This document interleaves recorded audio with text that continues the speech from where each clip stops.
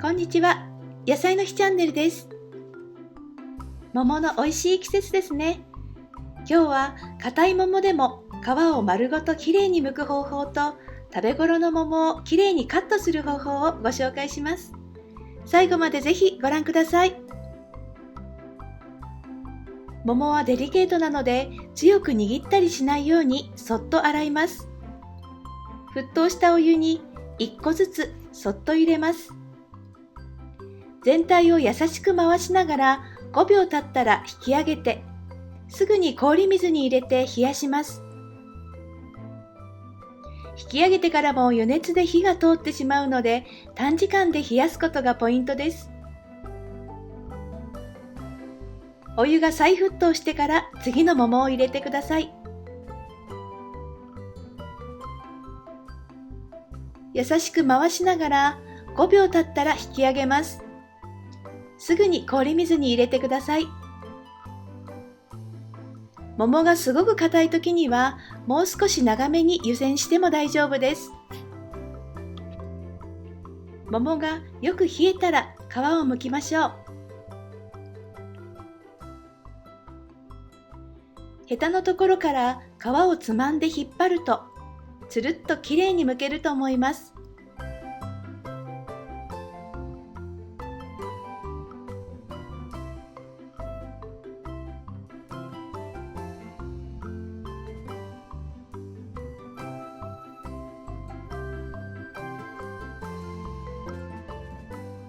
丸ごと剥いたものは手のひらでそっと持って包丁を入れ、種に沿って一周させます。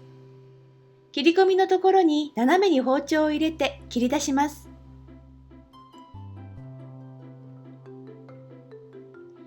同じ感覚で斜めに包丁を入れて、種に当たったら包丁を少し動かして実を取り出します。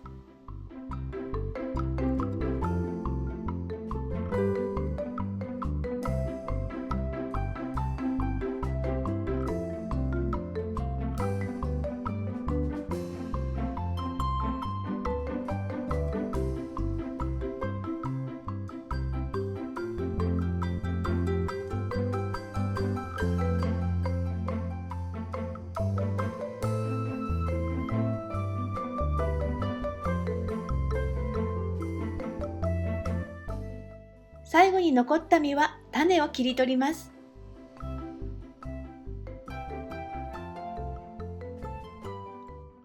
食べ頃の桃の時は湯煎しなくても皮が剥きやすいと思いますので、きれいに切る方法です。桃のへこんでいるところに包丁を入れて種に沿って包丁を回します。実を手のひらで包むように持って切り込みに沿って左右にひねると実が2つに割れます。実をひねるときは桃を強く握らないように手のひらで全体を包み込むように力加減を調節をしてください。種は小さめのスプーンで取ります。スプーンの先端を種に沿って数箇所差し込みます。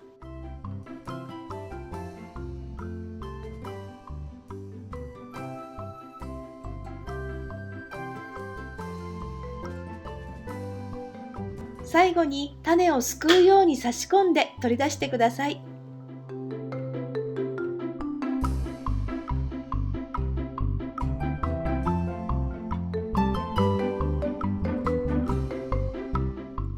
食べやすい大きさになるように半身をそれぞれ4等分に切り分けます。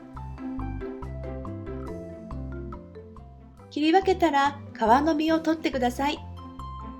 変色を防ぐには薄い塩水にさっとくぐらせてみてください。1、2時間なら変色せずに美味しく食べられます。